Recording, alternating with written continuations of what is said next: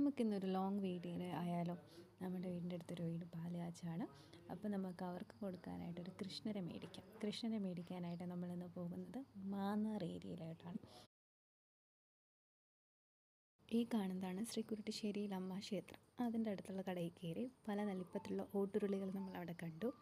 പിന്നെ പലതരത്തിലുള്ള വിളക്ക് നമ്മളവിടെ കണ്ടു. നിലവിളക്കുകളാണ് ഏറ്റവും പ്രധാനപ്പെട്ടത്. പല വലിപ്പത്തിലുള്ളവ നമുക്കവിടെ കാണാനായിട്ട് സാധിച്ചിട്ടുണ്ട്.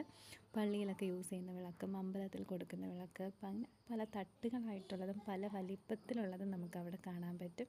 പിന്നെ പല ഷേപ്പിലുള്ള ആനയുടേതായാലും ഹനുമാൻ്റെതായാലും അയ്യപ്പസ്വാമിയുടേതൊക്കെ നമുക്കവിടെ കാണാൻ പറ്റും. പിന്നെ നിലവിളക്കിൽ മെയിൻ ഹൈലൈറ്റ് ആയിരുന്നു മയിൽ വിളക്കാണ്. മയിൽ വിളക്ക് 2 തരത്തിലുള്ളത് അവിടെ കണ്ടു. പീല് നിവർത്തി നിൽക്കുന്ന മയിലിൻ്റെതും അവിടുത്തെ ഒരു അട്രാക്ഷനായിരുന്നു. എന്നെക്കാളും ഹൈറ്റുള്ള വിളക്കുകളൊക്കെ അവിടെ ഉണ്ടായിരുന്നു. ഞാൻ വളരെ ഹൈറ്റ് കുറവാണ്, എന്നാൽ പോലും എൻ്റെ ആ ഹൈറ്റിലുള്ള വിളക്കൊക്കെ ഞാൻ അവിടെ കണ്ടു.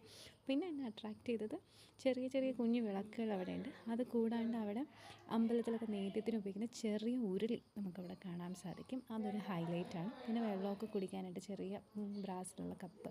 പിന്നെ ശ്രീകൃഷ്ണൻ്റെ പല വലിപ്പത്തിലുള്ള പ്രതിമകൾ കണ്ടു. ഇതെല്ലാം വെയിറ്റ് കൂടിയവയാണ്. പിന്നെ കൃഷ്ണൻ്റെ ആദ ഉണ്ടായിരുന്നു. പിന്നെ നെറ്റിപ്പട്ടത്തിൻ്റെ വിപുലമായ ശേഖരം അവിടെ ഉണ്ടായിരുന്നു. അതൊക്കെ കണ്ട് അങ്ങനെ നടക്കുമ്പോഴത്തേക്കും ഇതെൻ്റെ കണ്ണിൽപ്പെട്ടു. ഫോൺ, പണ്ടത്തെ ഒരു കാലത്തെ മെമ്മറിയല്ലേ ഈ ഫോൺ.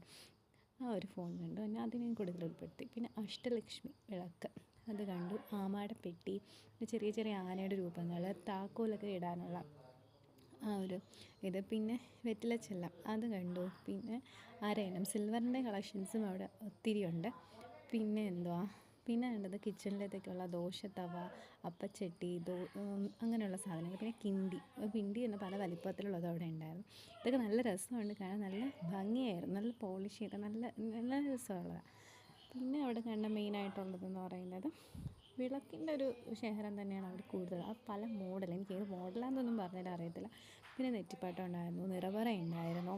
പിന്നെ ഇങ്ങനെയുള്ള പെയിൻറ്റിങ്സ്, ചെറിയ ചെറിയ പെയിൻറ്റിങ്സ്, ദൈവങ്ങളുടേതായാലും പൂക്കളുടേതായാലും അങ്ങനെ പലതും നമുക്ക് അവിടെ കാണാനായിട്ട് സാധിക്കും.